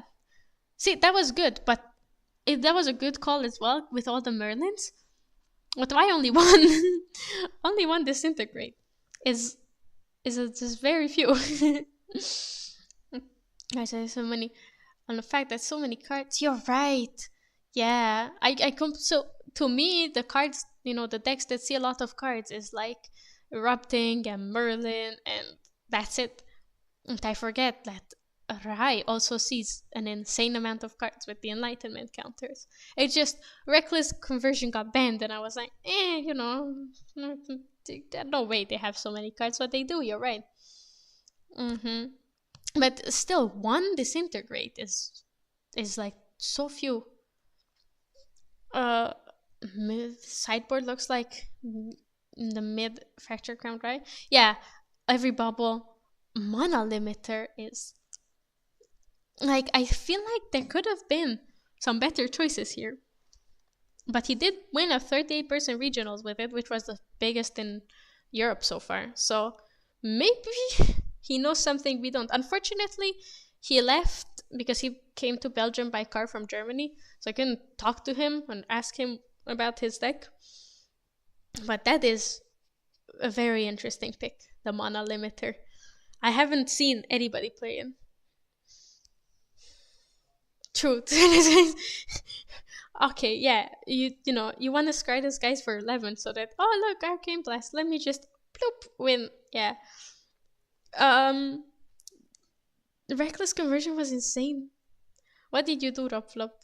Since you're a resident Rai player, learn from this deck with yeah, but see, you see a lot of cards, but one erratic bolt. He is 2 anger, this guy's 1 erratic bolt, 2 advent. When I first saw advent, I was like, this is a mid card. This is not very good. And then I read it again, and I read it again, and I read it again. I was like, wait a minute. This is like 4 costs, deal however much you want. Only drawback is it's 2 damage per. So once again, we have the safeguard issue. That a safeguard, I mean, that kind of stops it immediately. Could be the last turn before dying next turn. Opponent on 1 in hand was on 19 damage with nothing proper to materialize. I had a spark and chalice. Oh my god, you did a little, yeah, chalice. Yeah, poor. I feel bad for your opponent. You know, that is very, very unfortunate. It happens. It happens. So yeah, fair enough. Right. Veiling Breeze, yeah. Veiling Breeze. Bloop done. But yeah, that's insane, Rob. I respect that, you know? Everybody. I really respect the hustle. That's damn. poor Mr. Gren, I think. Or whatever. Poor opponent in general. I wouldn't wanna be. That's the thing though. 1 turn kill decks. Red Archive right now has aggro and 1 turn kill. And 1 turn kill decks can have the most wildest plays and then still win. Insane. It's very good. But yeah, that's the thing. So the meta at Belgian regionals was so different from the North American and Oceanian, like New Zealand and Australian regionals, is that I was surprised, you know. And then even from the Netherlands to Belgium, the meta changed a lot. You know, people were much more Diana in the Netherlands, and then in Belgium, everyone was just like, oh, let me just switch to my 1 turn kill deck. Just because I know Clem is coming and she's gonna bring Lux. I think, see, that's the thing. Like, after the event now, in retrospect, I think it would have been better if I just came with Tony Domains, you know? I don't think Luxon was the meta call in the end, but I expected much more allies. Yeah. Star Gems, Trent, Steve shot himself in neighbors and shot. Yeah. Yeah. It's the plays you can have in this game is insane. Like, sometimes, yeah, that was one of my biggest misplays, is that I completely forgot I still had Chalice in, and I just healed, and I was like, oh man, that's because in Luxem's Ender, after a point, you're never gonna go back above 20 damage unless you die. So it was pretty painful whenever I realized that, man, I messed up. I should have gotten Chalice in when I could. Yeah, that's the curse, Grotto. That's the curse of having a boyfriend who plays the game competitively, and then he wants to test his deck, and then you're like, oh, you're very good against the one matchup, you're good in that one matchup, but otherwise, what the hell, you forget what your deck does most of the time. Especially with Luxem. Goddamn, you have to play against Luxem so differently than all the other decks. You just have to rewire your brain. And then if you're playing Luxem, you also have to play so differently, so smartly. And I'm sometimes not that smart. So maybe on the long term, Luxem might not be my deck. Or maybe it is, and then, I just make my brain grow and I become smarter, and then I'll be the second best Luxem player. Or I don't know, 10th best after all of the chess club guys. Minus Matt. Matt is the best erupting player. But yeah, so fair enough. I can see why. Oh no. I can see why he plays one-offs, but even then, if I go through all my deck, even then I would play 2-offs rather.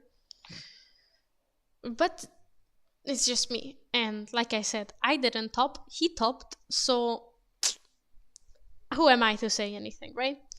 But I think this, after Arya's deck, this has to be my second favorite decks at regionals. Definitely no bias here, It's I am unbiased completely, because I would, I would never say that Tonoris is my favorite deck. He's not my favorite champion. No, definitely not. But yeah, sorry, if you haven't noticed, Tonoris has an engine on his back or something. There's 3 pipes coming out of his back, which I don't understand why. I get the cool, steampunk look and everything, but the pipes, why are the pipes there? Pretty cool though. So anyways, I played against this deck. This was my round 3 matchup. This was his only draw. The only game he didn't win was against me. Water Tonoris. Scepter immediately. Water deck, you play Scepter. Done. Bubble. Draw cards. You're Tonoris. You're not gonna draw many cards. Anyways, draw and just protection, which turned out to be very, very good. I think most of the time, this setup of the ring to, you want a Fire Resonance Bubble, Viridian Trinket, not Water Resonance Bubble and Azure Trinket. The other way, this way is what you have to play. You would rather miss out on the 1 card draw against Water for slowing them down, because that makes you more Frostbind proof. And even if you're not safe from it, your opponent still has to take a whole turn just to Frostbind something you're gonna play. And protection. Tide Proclamation is very interesting, but it turned out to be very, very good at the event, because when I was there, everyone just drew so many more cards than I. So, Spicer Power Armor, Ingenium. Yeah. Interesting. So, the basic protection is, you always need that, and Bulwark Sword is just so good. Bulwark Sword hits twice. I know you have to pay 2, but in Tonoris it's 6 damage, which is worth it, I would always. Academy Guide. Oh, I was so mad, because Academy Guide, when we played our game 1, he started, and he had Academy Guide turn 1, and I had nothing to remove it with, because I was very much considering thieving cutting it, but that was the only assassin value card in my hand. I had nothing else, so I couldn't. And so it just was like, oh, okay, level up for free. Oh, okay, level up for half the cost. Because he Song of Frosted when I tried to Thewen got his Academy Guide. So Academy Guide, I think, is a very good card. I think Academy Guide will be a staple if Sylvie becomes much more playable. And I think Academy Guide is very cute. I really like this little girl in the back just staring. It's very cute. I know I can't zoom in anymore, but she's right there just staring at you. I think Academy Guide is very powerful. I think Academy Guide is very powerful in this deck. I think Academy Guide is very powerful in any deck that can protect it. And in Sylvie. Even right now, I think it helps Sylvie, but at the same time, Sylvie still doesn't have much going for her other than Academy Guide. For now. Allied War Priestess. I love this card, okay? I had a Win Tonoris deck built, and the moment ALC came out, this card, 4 off. It's so good. Sometimes, obviously, it's very, very disappointing. Yeah. Yeah, it's so cute, right? Little starry girl. It's two Academy Guides in one. Allied War Priestess, though. Obviously, whenever you don't have the memory for bonus, it's very sad. But it's a 3 mana or 3 cost, 2/3 with an attack trigger. It's an ability, man. It's not the vanilla. It's not like, intercept or something. It recovers. It's so good. Oh, it's so good. Yeah, Sylvie is close to being good, and the recover 2 is so clutch in this. One Blanche, okay? He only plays 1 Blanche main board. When we were playing our round, game 1, he had the 1 Blanche. I was like, and he obviously, I Light Weaver's Assault revealed and killed it, but I was so mad. I was like, damn. Afterwards, when I found out he only plays 1 Blanche main board, I was like, my luck is great. 3 fast gear, I don't know, probably swapped 1 fast gear for 1 Blanche in the main board. 3 Gildash. Actually, I think 3 Gildash is a very smart move, because whenever you have 2 Gildash in hand, it feels so bad, because you don't want to sacrifice your Gildash, and you're never going to balance the Gildash, but it's like, it's so pain. Yeah, Heavy Swing. I underestimate Heavy Swing all the time, because it's 4 cost, but it attacks for 6. Okay, 6 is a lot of damage, man. And there was another game. There's my round 1 opponent. He was on Wind Tonoris, and we calculated there was a round where he had a bunch of cards in hands, but they were a bunch of influence, but they were all down in his memory. He went to level 1. He went to level 2 to get the extra damage, so I'm dead. But out of the cards I picked out, one was his 1 Heavy Swing in hand. And that's the reason, I could recover from that game. So Heavy Swing, I think, is really good. The art is also very good. I really like Tonoris' sword here. It's a very cool pick. I love Heavy Swing. Awesome. I underestimated it, and I'm sorry, okay? This card is so good. It's basically, if you go to level 2 Tonoris, it's a 4 cost 9 damage attack, which is crazy. Okay, Freezing Hail, because it's so good. Freezing Hail, I'm not sold on Freezing Hail, but Freezing Hail, he only plays 2, which is fine, but at large, Freezing Hail has been a bit disappointing.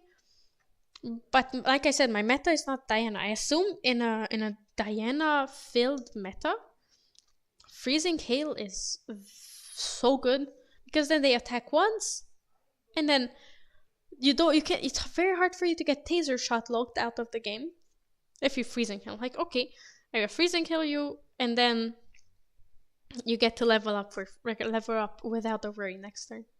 Fracturize, so good. I need 4, I think. Diffusive Block.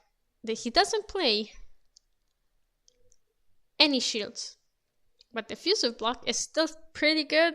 2 cost, prevent 2, float. I think it was just to survive, to let his allies live. And especially mirrors, the 2 damage you prevent is enough usually to let your stuff live. Shieldmate, awesome. Scavenging Raccoon ended up being so much better, I think, for him than expected. Because, like I said, so many Eruptings, so many Merlins, it takes out everything, they need from Grave. Or otherwise, you just take out the floating memory.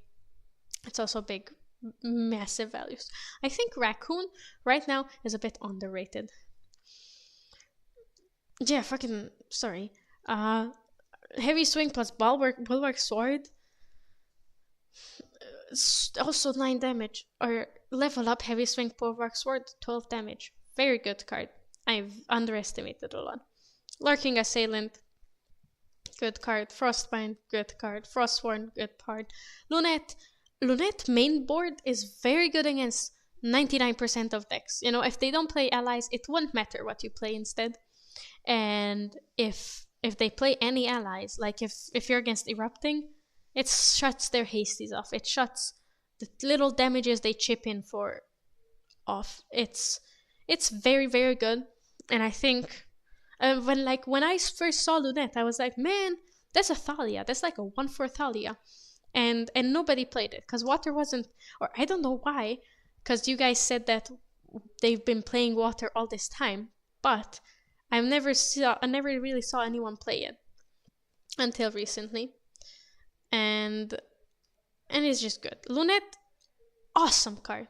Sea Sprite Diver, also great card.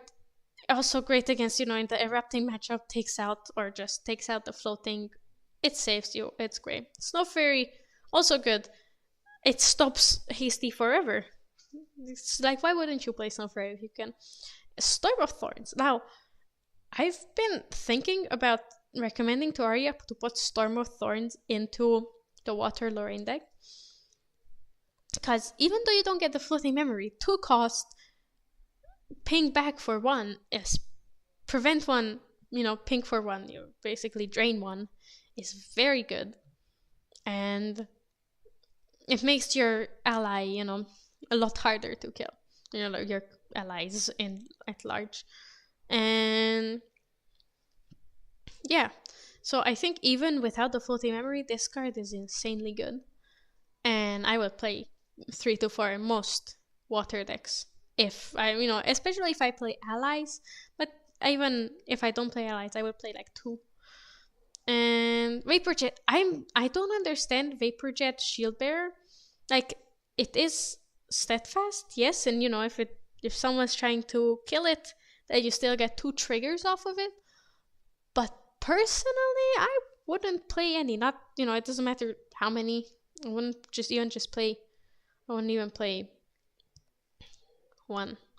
But it's also fair that what better cards do you have? But I think, yeah, to be fair, yeah, it's a 2 cost that lets you basically surveil the magic terms. So it's you know what? I convinced myself it is pretty good. It's 2 cost surveil over and over again, and it tests it fast, so it's good. Sideboard. What can you say about the sideboard? Song of Frost is for like 1 turn, 1 big attack combo decks, or just in general, it's pretty good. Blanche, pretty fucking great. Water Bubble, Smoke Bombs, Silver. It's a very sweet deck. It also doesn't have any ultra special tech, but I really, really like this deck. Like, if I were to swap to a deck right now, I may swap to this one. I really like it. I think I would I would adjust it a bit more. I don't think 1 Blanche in the main board is worth it. But I would play, like, instead of 1 Blanche, I'd probably play 1 more heavy swing and just figure out something for the sideboard. I think I would even just cut Water Resonance Bubble from the sideboard and add the Blanche instead.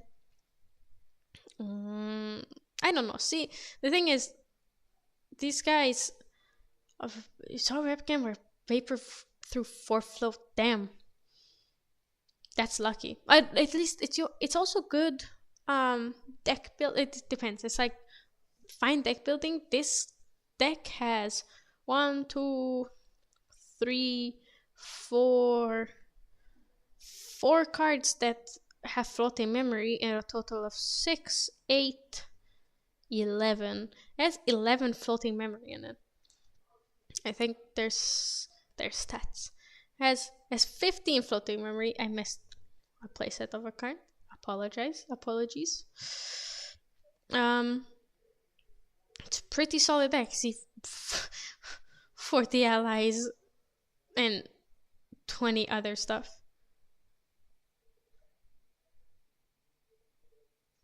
Next for Cystia. I don't know. I really like the deck. I think it's very sweet. I think it's very nice. It's very good. I would play it. I am not sold on Sea Sprite Diver though. Even in the meta we were in, I think it's just too slow. You know. But also 4 cards in against Erupting, I can even have it like turn 2. They will most likely have it turn 2, so it's not that bad. Also, have you guys noticed that this girl is a robot underwater? Just pretty funny. It's pretty cute, but I'm afraid of her. You know, I'm afraid for her. Maybe she'll get rusty or something. Yeah, Grand Archive cards. I have super nice art. Unfortunate, I did plan on talking about lore today, and I have notes here as well. But unfortunately, I don't think I'll have the time, because this stream has already been longer than I expected. It's been 2 hours. Yeah, she's an automaton. I'm not sure if people prefer Shout. I prefer Shout over Sylvie. Because, yeah, well, her type line, I think, yeah, is an automaton. But she's herself as well. The art is very robot. I prefer Shout over, oh my god, lore. Okay, guys. Okay. You guys got me. I didn't. Let's do it. Let me get my notes up here. Let's see what I got. I have not this. I have a lot of things here. I am sorry. Yeah, so anyways, you guys want to hear some lore? Let's talk lore then. I am thinking about doing Path of Silver. But I don't have many cards for it. Like, my plan is to just get everybody, everything from all over Europe. Well, no, all of Hungary. I'm gonna get all of Hungary's resources and just get what we need. I am doing silver, yes. Whoa. Okay, but I am not very. I might not have time to do all the maths. Sorry. Thank you. The unfortunate part is though, I have to bring my whole collection over from Europe to America just so I can participate in silver. Which is,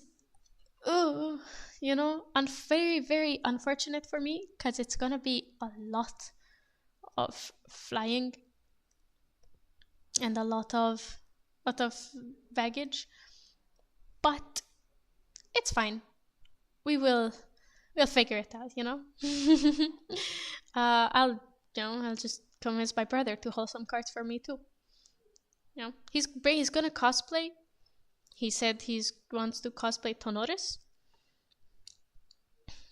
But everything. See, okay, but I don't get to go to Worlds every year.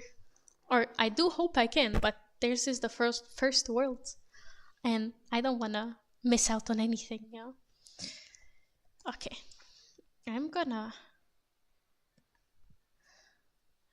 We're gonna do a little pirate softwaring here. Let me add we're gonna do lore.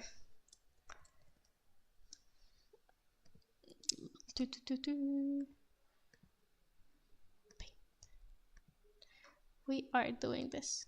Boom. Okay. Awesome. Look at that. Let's buy one of each card at trade 9. If only that's how it worked, right? Let me put it here. Okay. I don't have the capacity for that, man. Ooh, wrong thing. I can't buy every card at trade night. I wish I could, but I can't. Shut up. So, like as Mrs. Grotto said, Rococo is the whole reason I started getting into Grand Archive lore, okay? If it wasn't for Rococo, if it wasn't for Rococo, I wouldn't have done anything. I wouldn't have looked into anything. But I'm gonna share, which for this I need you guys to be a bit interactive. I'm gonna share with you what I think. Okay, I need to.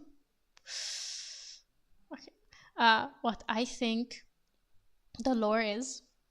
I have done some research into it, but it's more surface level. So let me know what you guys think. We can brew some more together and think. I do. You guys want me to draw? I put here so I can write, but I can't always draw. I can draw little fat froggies. Look at that. Fat frog. Hold something. Fat frog hands. Oops. Fat froggy hands holding a lore book. Grand Archive lore.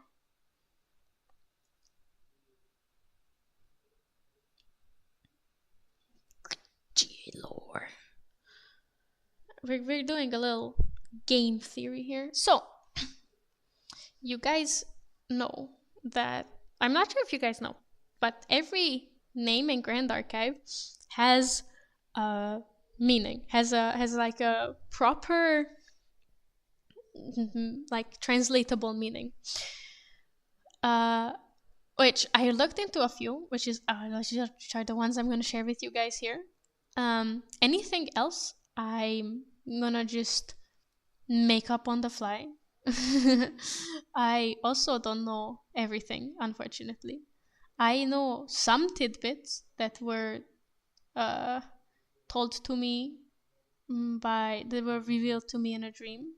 You know, I know that, for example, Mordred may have been planned to be a pirate, which we'll never know, you know, because the story's never gonna come out. But it would be cool if it did. I would love to see a pirate Mordred. Definitely not biased. You know? So yeah, let's start. Okay, my favorite part right now of Grand Archive lore is the Obliviate. Because the Obliviate, basically what it means is to make people forget, okay? Which means if they make people forget and they are the bad guys on Azoth, then Merlin, what is Merlin? Merlin is a memory thief, right? What does stealing memories do? It makes you forget, right? She steals the floating memories out of your graveyard. She steals everything. Her name is literally memory thief, okay? We know she's a bad guy because that's the whole point. That was what happened in Azoth. That was what happened in Cambria, is that she took over Lorraine's body, impersonated her, made Uther believe that, you know, she's gonna go help find the Majestic Spirit, use it for good, but then she found the Majestic Spirit and was like, see, this guy is destroying your world, and it's all bad and terrible, and the Majestic made the Majestic Spirit basically go against Uther and Lorraine. And then, because Uther trusted Lorraine, Merlin killed Uther in Lorraine's body, What we don't know is what happened after this, which I don't know either. I have no clue. I haven't seen any clues for it. But what I think happened is that Merlin, like above Merlin and Vanitas, because obviously, okay, I love Vanitas. Everyone loves Vanitas. He's pretty hot. But above them, there is this big evil that is controlling everyone or sowing evil into all of these worlds, right? And so far, and it, for some reason, it makes people want to forget something. So far, we've seen Merlin, and now we're seeing the Obliviate, which is Vanitas, Polcock, and Nico. There's probably other worlds in which this thing is also happening, but we just haven't seen them yet. But because both of them have something to do, either just these two are connected, or either there's a big evil. I suspect that there's a big evil that the archive is fighting against, because otherwise it would be one very odd to have this continuous theme. Because the archive sends the champions to save worlds from being destroyed. They always send them in before some catastrophic event happens. And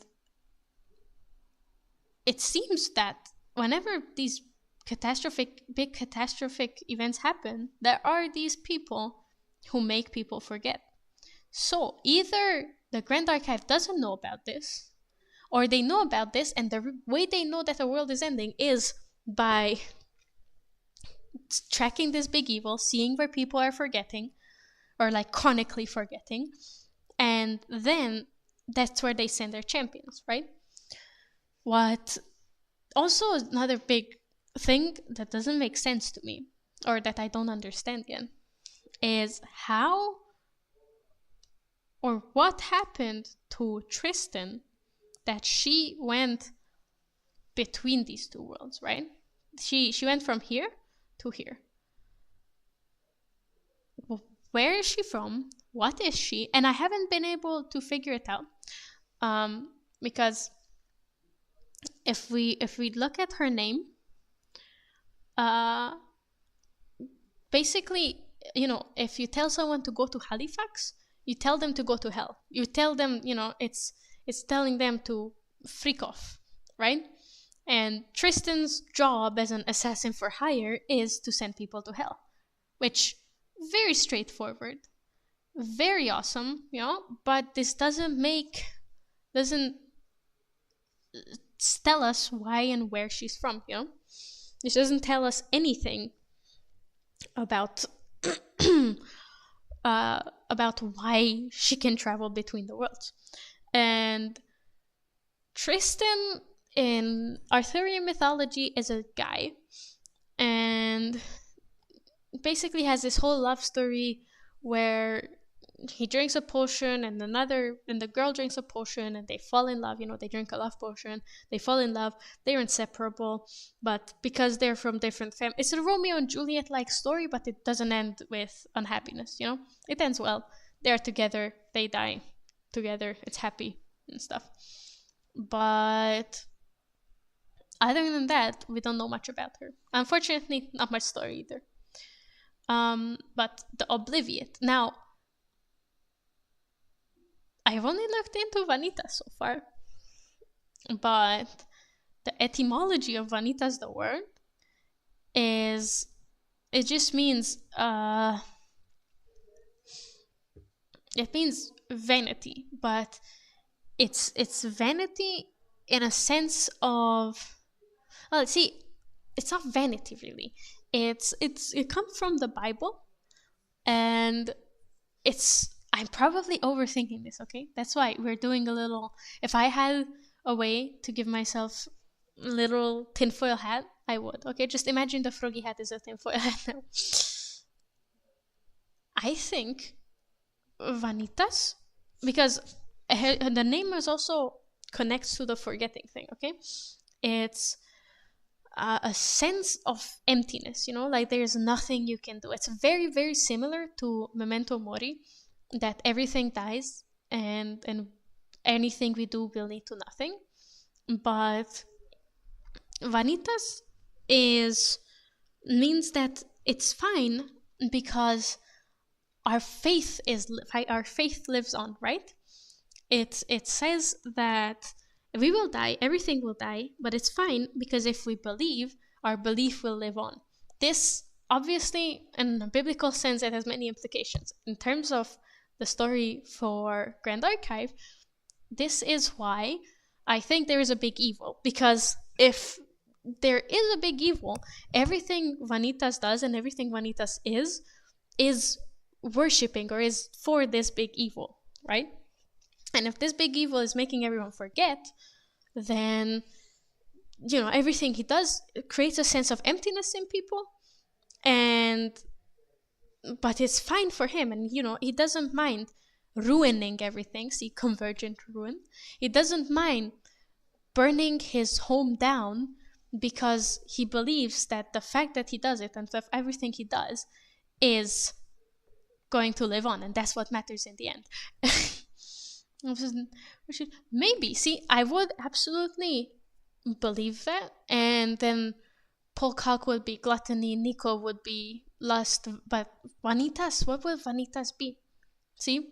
And what would Merlin and Vanitas, I think, are the connection between the worlds, and they're the ones that are connected to this big evil wanting people to forget. But what are they representing? Like, you know, I don't think they might not be sins. It could be like I don't know. See, I all of a sudden, like, what I was thinking is that it could be like Diablo, you know? We're thinking about that. It's the prime evils. But I'm not convinced about that. But then, okay, let's say about the virtues as well. I don't know the holy virtues. Let's see. 7 virtues. Charity.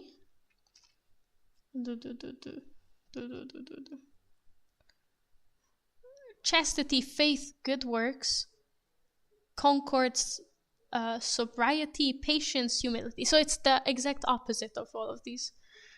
All of the sins. I don't know. See, I'm not very convinced by that. Big evil sins. Yeah, see, then if there's a big evil, then there would have to be a big good. Merlin is Gabriel? That's interesting. Okay. See, I'm gonna do this. Together we can look up Gabriel's powers. Let's see. Hope. Where is it? It's the archangel that was done along with Michael, Raphael, Uriel. He can give hope to the hopeless and despaired. Angel of resurrection. I mean, it also makes sense.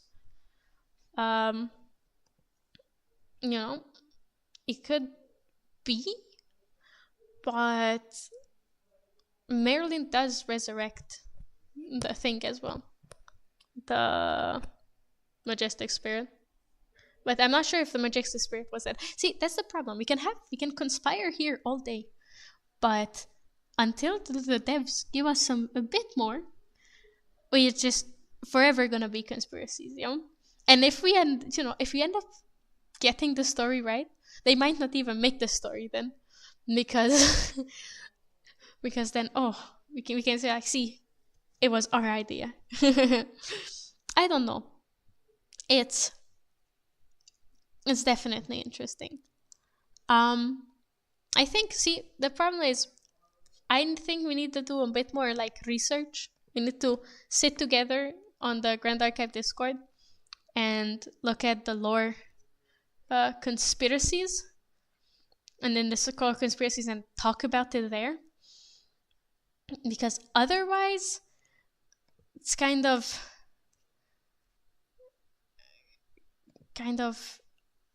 pointless. You know, I think I need to do more research. I have a notepad here. It's full of the things I've collected. I think I need to organize it a lot more to be able to truly theory craft. So I don't know. That's possible, you know. I wouldn't be surprised if it ended up being something like that. Then we have all the sins, and we had the virtues, and they're all fighting against each other. But then it would have to wrap up with ALC unless we see, you know, unless the characters are recurring, you know, and then we start to see people coming back. Like, if that's the case, or you know, another interesting thing would be if all of the champions were, you know, if someone is a Crux warrior but not named Lorraine, that is still Lorraine in essence, just something else. It would be interesting. I don't know. See, I don't think the lore has much to do with the gameplay mechanics of the game, and has much to do with the technicality of that. But it's definitely connected to the art. You know, I think the game is just a good little